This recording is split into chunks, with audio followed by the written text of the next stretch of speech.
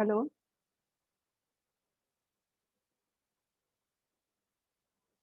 हम लोग Chinese foreign policy पढ़ रहे थे और लास्ट क्लास में हमने चाइनीज़ फ़ॉरेन पॉलिसी के गोल्स और डिटर्मिनेंट्स देखा था।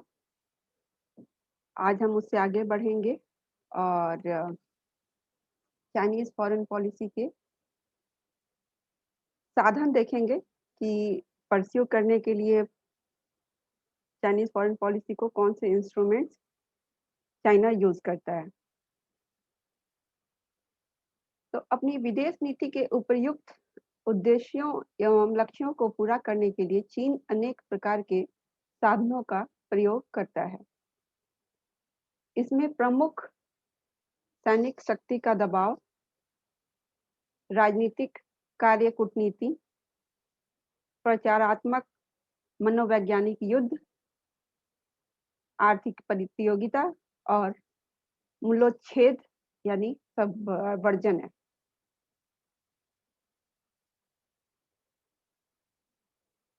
तो कौन-कौन से इंस्ट्रूमेंट्स हुए? सैनिक शक्ति का दबाव यानी कि मिलिट्री पावर, राजनीतिक कार्य कूटनीति यानी कि डिप्लोमेसी, पॉलिटिकल डिप्लोमेसी, फिर उसके बाद प्रचारात्मक मनोवैज्ञानिक युद्ध यानी कि प्रोपेगेंडा समझ सकते हैं, आर्थिक प्रतियोगिता, इकोनॉमिक पावर अपना यूज़ करना और मूल्योच्छेद यानी कि सबवर्जन, इसको हम देखेंगे, समझेंगे डिटेल्स में। इनमें से सभी साधनों का प्रयोग एक साथ संभव नहीं है। विभिन्न परिस्थितियों के अनुसार इन साधनों का उपयोग किया जाता है। इन साधनों के प्रयोग के समय चीन को अपने देश की आंतरिक परिस्थिति का भी ध्यान रखना होता है। इसे दृष्टि में रखते हुए ही वह अपने प्रादेशिक दावों, राष्ट्रीय सुरक्षा तथा एशिया में चीनी तथा साम्यवादी प्रभाव की वृद्धि के लक्ष्यों को पूरा करता है। चीन की विदेश नीति के साधनों में सैनिक शक्ति और मूल्योच्छेद यानी कि सबवर्जन महत्वपूर्ण है। एशिया में चीन का प्रभाव बढ़ने का एक बड़ा कारण प्रबल सैनिक शक्ति है।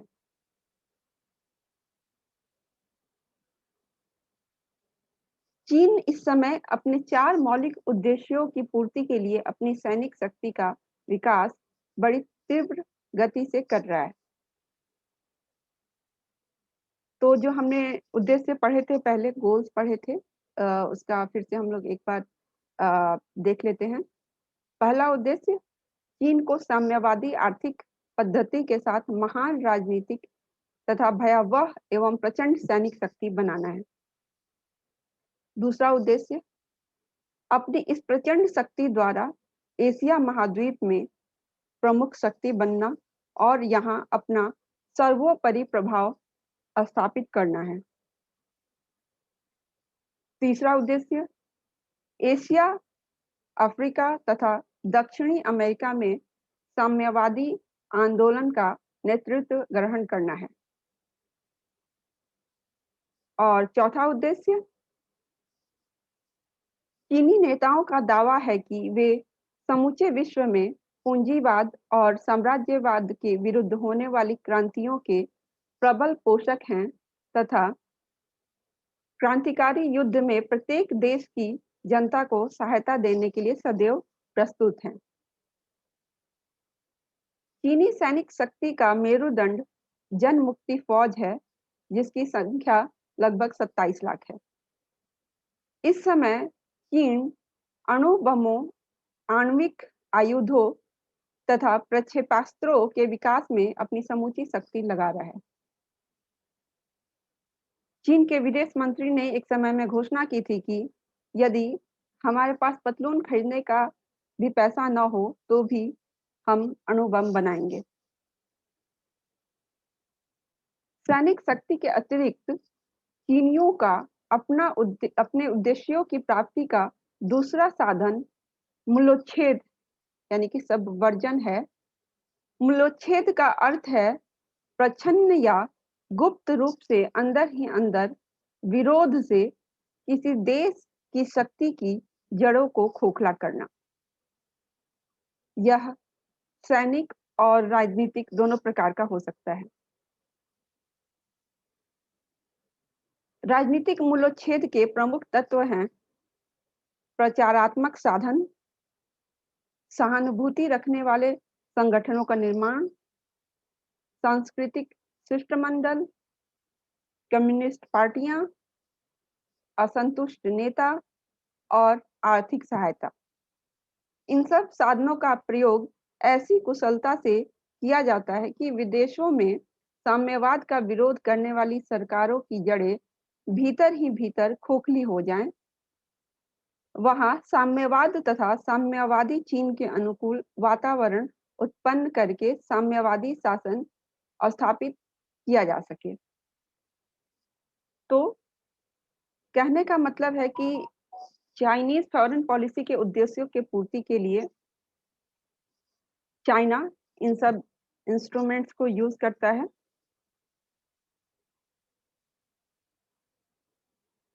अब हम लोग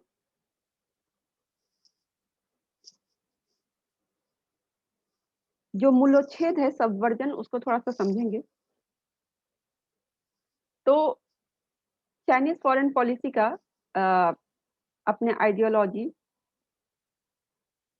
कम्युनिज्म के प्रचार के लिए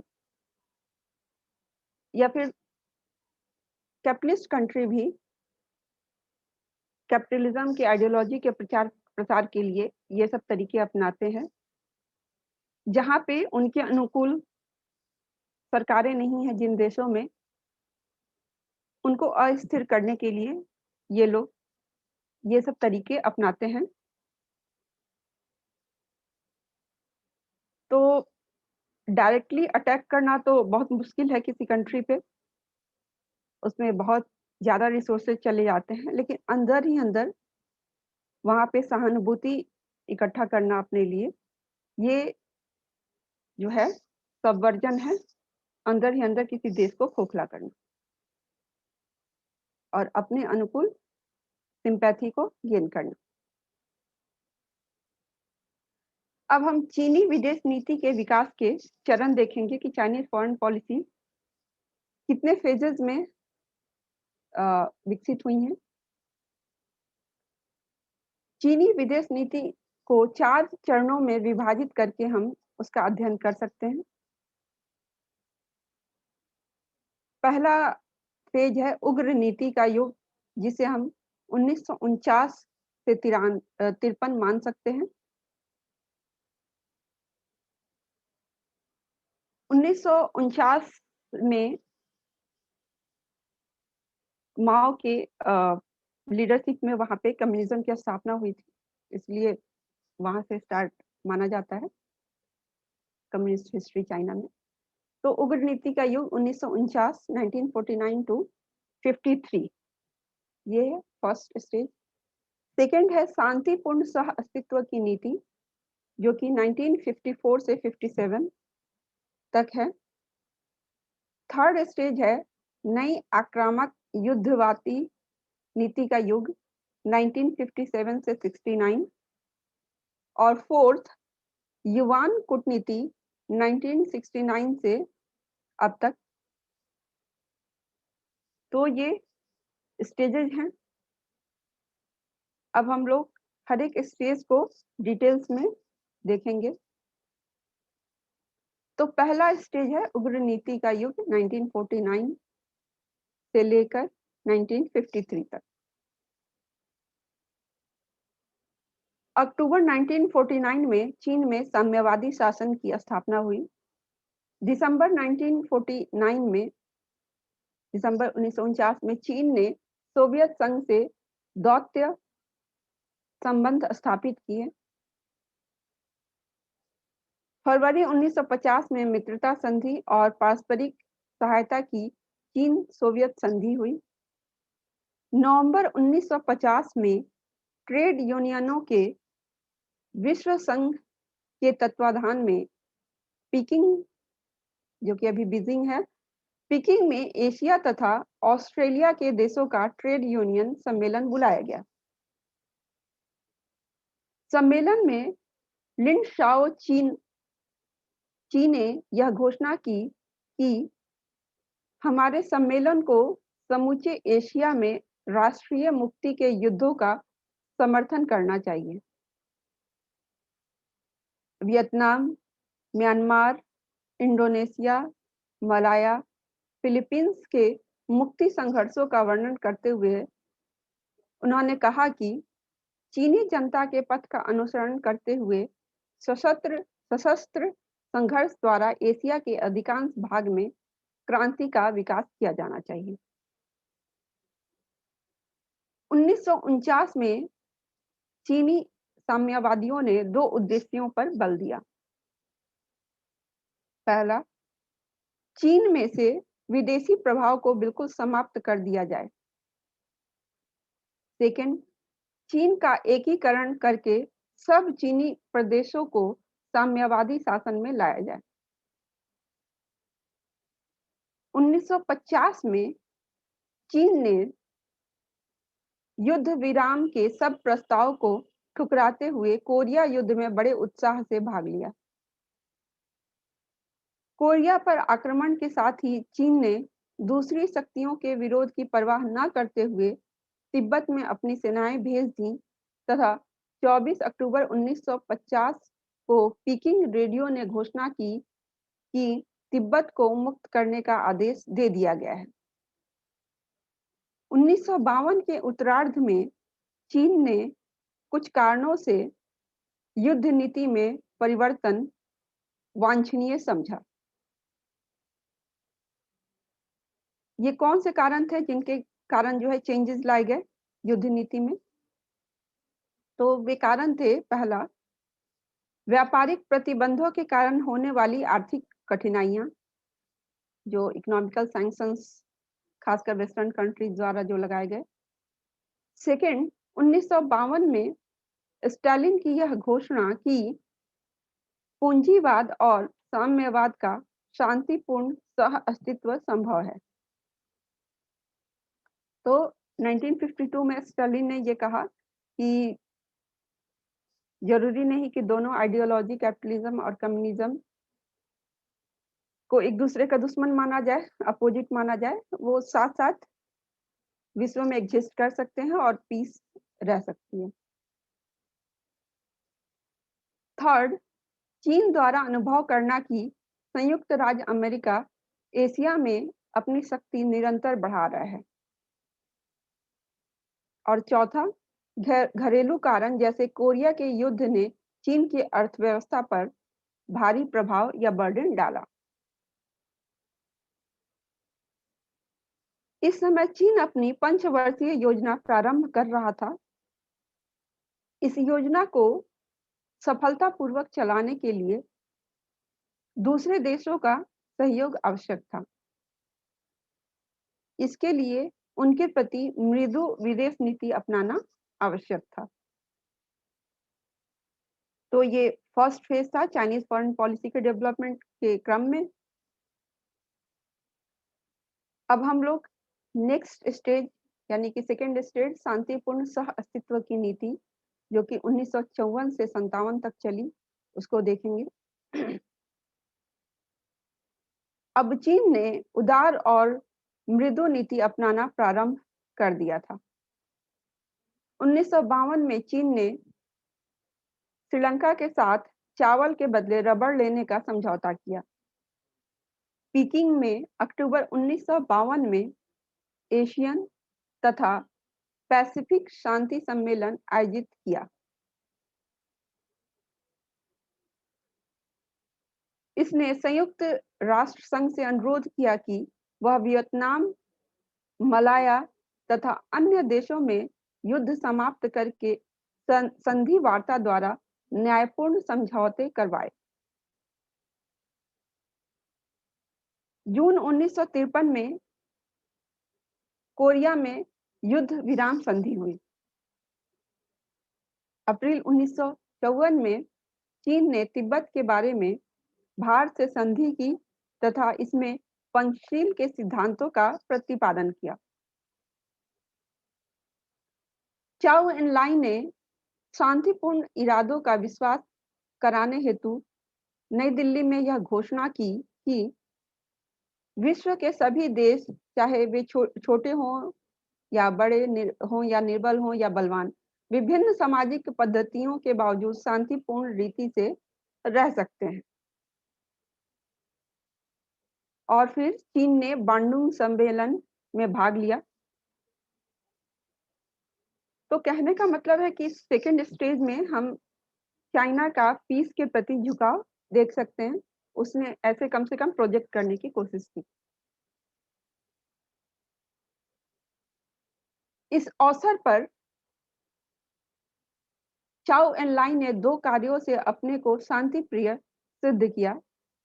पहला, प्रवासी चीनियों के संबंध में इंडोनेशिया से संधि करके उसने ऐसे चीनियों की आकांक्षाओं से संत्रस्त एशियाई देशों को आश्वस्त किया। दूसरा, ताइवान क्षेत्र में तनाव कम करने के लिए उसने संधि वार्ता का प्रस्ताव किया। इस समय सर्वत्र चीन की प्रशंसा होने लगी और शांतिवाद पर बल देने वाली प्रवृत्ति बांडुंग भावना की खूब चर्चा की जाने लगी। इसके बाद 1957 तक चीन ने शांति की नीति पर बल दिया। तो ये सेकेंड स्टेज था। तो पहला उग्र के बाद जो है पीस की तरफ चीन का झुकाव, और फिर अब थर्ड स्टेज में हम देखेंगे कि चाइना कैसे आक्रामक हुआ। तो थर्ड फेज है नई आक्रामक युद्धवादी नीति का युग, जो कि 1957 से 69 तक, यानी कि 1957 टू 69 तक चला। 1957 के बाद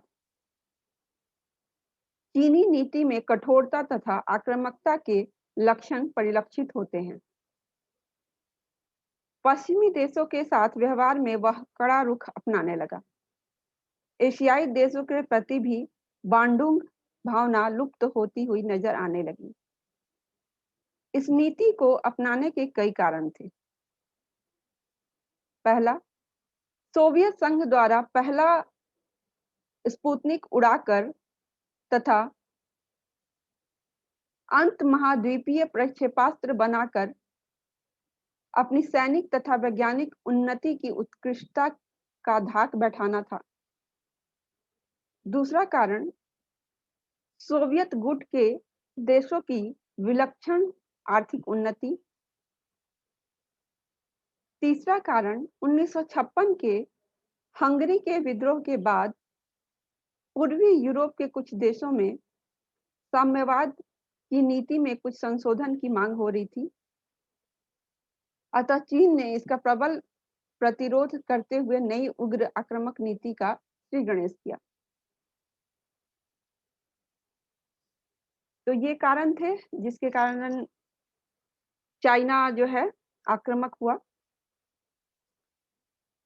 1958 के लेबनान के संकट में, चीन के तट के पास वाले टापुओं के संकट में, बर्लिन संकट तथा 1959 के लाओस के संकट में चीन ने कड़ा रुख अपनाया।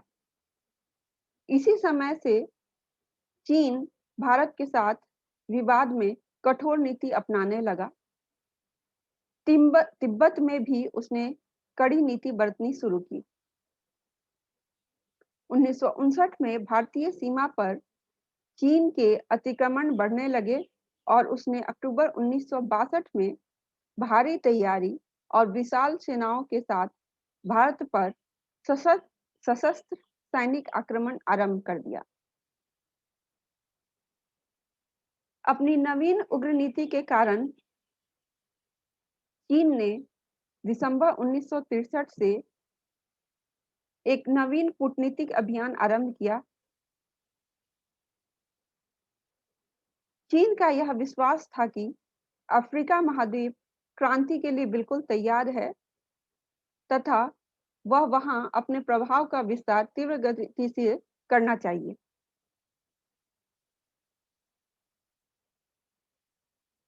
दिसंबर 1963 से चाउ एन लाई अफ्रीका महाद्वीप के विभिन्न देशों की 8 सप्ताह तक चलने वाली यात्रा के लिए रवाना हुए, किंतु 1965 के अंत तक होने वाली अंतर्राष्ट्रीय घटनाओं ने यह सिद्ध कर दिया कि चीन का यह कूटनीतिक अभियान सफल नहीं हुआ।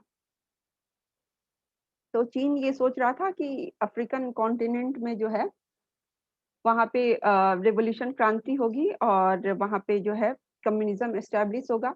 लेकिन 1965 तक ये सिद्ध हो गया कि वहाँ पे चाइना ने जो सोचा था वैसा नहीं हो सका। जनवरी 1966 में मध्य अफ्रीका गणराज्य में हुए विद्रोह के बाद चीनी राजदूत को, उसके कार्यकर्ताओं को तथा चीन के कृषि विशेषज्ञों को 24 घंटे के भीतर देश छोड़ने का नोटिस दिया गया। इससे 22 दिसंबर 1966 को दमोही में एक सैनिक क्रांति हुई तथा उसने साम्यवादी चीन से अपने कूटनीतिक संबंध भंग कर लिए। तो इन सब चीज़ों से साबित होता है कि अफ्रीका में जो चाइना ने सोचा, वो उसके फ़ेवर में नहीं हो सका। तो ये चाइनीज़ फ़ॉरेन पॉलिसी के 3 स्टेजेस हमने देखे। पीस पीस के बाद से फिर उसका आक्रामक होना, तो ये हम अल्टरनेट देख रहे हैं थोड़ा-सा चाइनीज़ फ़ॉरेन पॉलिसी में। अब अगली क्लास में हम लोग नेक्स्ट स्टेज देखेंगे चाइनीज़ फ़ॉरेन पॉलिसी का। Thank you.